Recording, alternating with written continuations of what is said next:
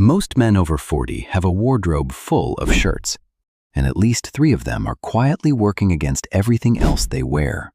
Not the shirts that look obviously wrong. Not the shirts covered in graphics or holes.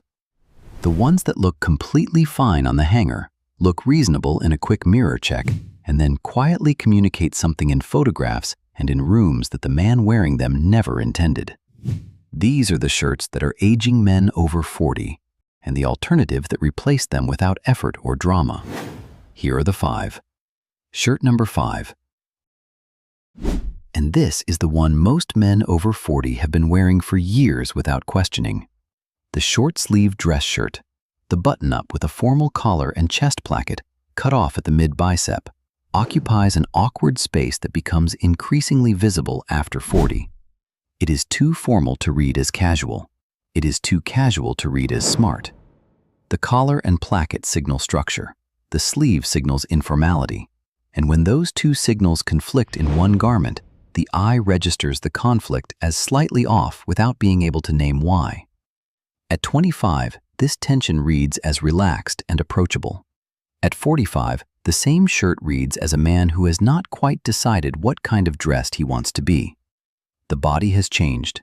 The face has changed. The authority that comes with age needs a shirt that confirms it, and the short-sleeve dress shirt does not do that. What works instead? Either commit to the sleeve or commit to the casual. A plain crew neck or Henley in a premium fabric gives you the comfort and the short sleeve without the confused formality signal. Or keep the button up and roll the sleeve. A properly rolled sleeve on a linen or cotton shirt reads as deliberate. It says, "I considered this." The short-sleeve dress shirt says, "I could not decide." One piece of clothing sending 2 contradictory signals is always working harder than you realize, and almost always in the wrong direction. Shirt number 4. And this section is not about whether the shirt itself is wrong. It is about what the shirt is saying while you are wearing it. Every shirt with a logo, a graphic, or a slogan across the chest is making an announcement.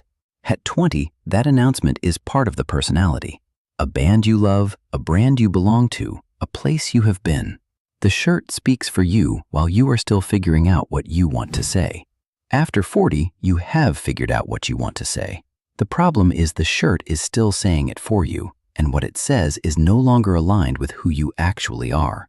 A branded chest at 42 does not communicate taste or identity. It communicates that the man wearing it has outsourced his self-expression to a company's marketing department. There is also a specific visual cost. A logo or graphic at the chest level, which is roughly eye level in most conversations, draws the eye to the print before it reaches the face. The face is where character lives after 40. The shirt should be directing attention upward, not capturing it at the torso. What works instead?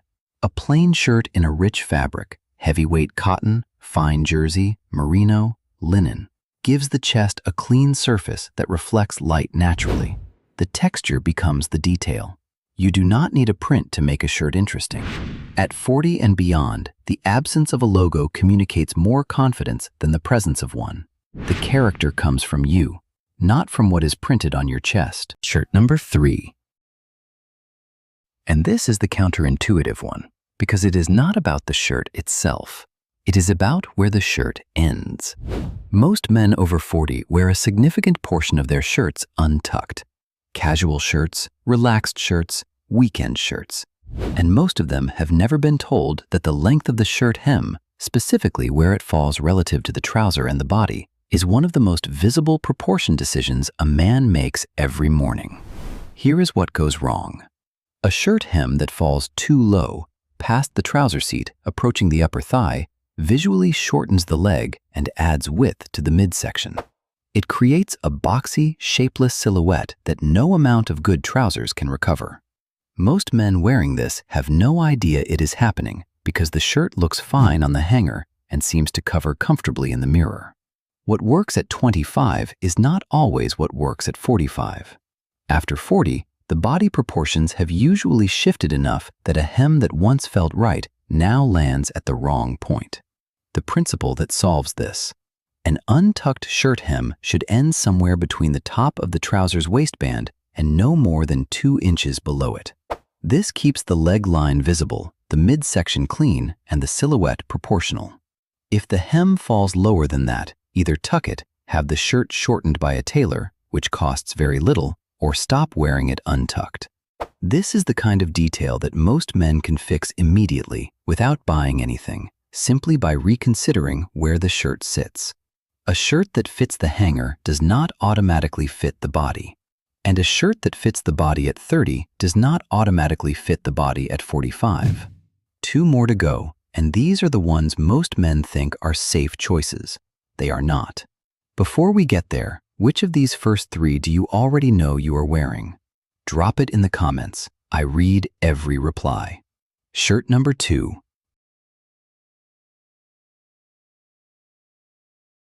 And this is the one most men assume is immune to criticism, because it is the shirt everyone says you should own. The Oxford button-up. The classic white or blue dress shirt. The garment that appears in every capsule wardrobe list ever written. And it is also the shirt that is aging a significant number of men over 40, not because the shirt is wrong, but because the cut they are wearing was designed for a different body. Here is what changes after 40 that most men never account for. The neck, the shoulders, the chest-to-waist ratio. The classic Oxford cut, the boxy, slightly generous silhouette that was the standard for decades, was designed for a younger, more uniform body shape. After 40, the shoulders have usually broadened slightly. The chest has settled. The neck may have changed in diameter. A shirt collar that does not sit cleanly against the neck, that pulls away at the back or gaps at the front, is the single most visible sign of a shirt that no longer fits correctly. The second problem with many classic Oxford cuts is the chest box. The extra fabric through the chest, designed for ease of movement, does not drape the same way on a changed body. It bunches at the sides. It pulls across the chest. It creates horizontal creases that no amount of ironing removes because they are caused by fit, not by wrinkles. What the right Oxford looks like. The collar should sit fully against the neck at the back with no gap. The shoulder seam should sit at the very edge of the shoulder, not hanging on to the upper arm. The chest should drape cleanly with no pulling. And there should be a subtle taper through the waist, not tight, but following the line of the body rather than hanging straight from the chest. The Oxford button-up is not the problem. The Oxford button-up that has not been updated in 10 years, or that was bought without a fitting, is the problem. The shirt is right. The relationship between the shirt and the body wearing it needs to be reconsidered. And the most important one, number 1. The performance shirt, the moisture-wicking polo, the technical fabric quarter zip, the synthetic feel shirt that a sports brand or activewear company markets as smart casual. These are the shirts that are quietly doing the most damage to how men over 40 read in every setting outside a gym. Here is what makes this the number 1 mistake, and why it is harder to see than the others. Performance shirts often look good on the hanger. They come in clean colors. They have subtle structures. Some of them are genuinely expensive. And the man wearing them has been told, by the brand, by the marketing, by the general cultural drift toward athleisure, that these shirts are appropriate for daily wear. Smart casual, business casual, lifestyle wear. What the marketing does not tell you is what synthetic performance fabric communicates in a room full of people who can see the difference. Natural fabrics, cotton, linen, merino, silk blends, carry visual gravity. They drape. They absorb light rather than reflecting it.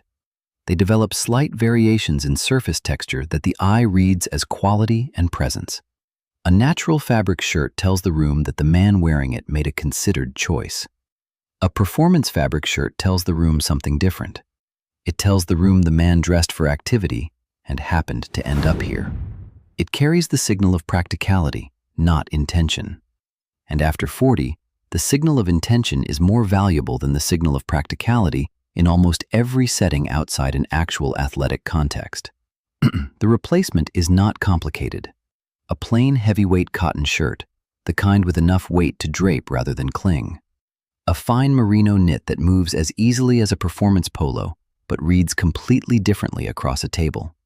A linen shirt that breathes as well as any synthetic, but carries the visual gravity of a man who chose it deliberately. The comfort you are looking for in a performance shirt is available in natural fabrics. The difference is not feel. The difference is what the fabric tells the room about the man inside it. So those are the 5. The short-sleeve dress shirt sending 2 contradictory signals at once. The logo or graphic outsourcing your self-expression to someone else's brand. The untucked hem that is breaking your silhouette at exactly the wrong point. The Oxford cut that is not moved with your body. And the performance shirt that is telling the room you dressed for somewhere else. None of these require buying anything immediately. Most of them start with looking at what is already in the wardrobe with honest eyes, and asking whether each shirt is confirming the man you actually are, or the man you used to be, or the man you never quite became.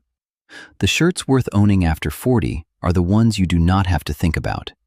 You put them on, and they simply confirm what was already true. If this gave you something useful, hit the like button. And if dressing better after 40 actually matters to you, subscribe. Thank you for watching. Stay sharp.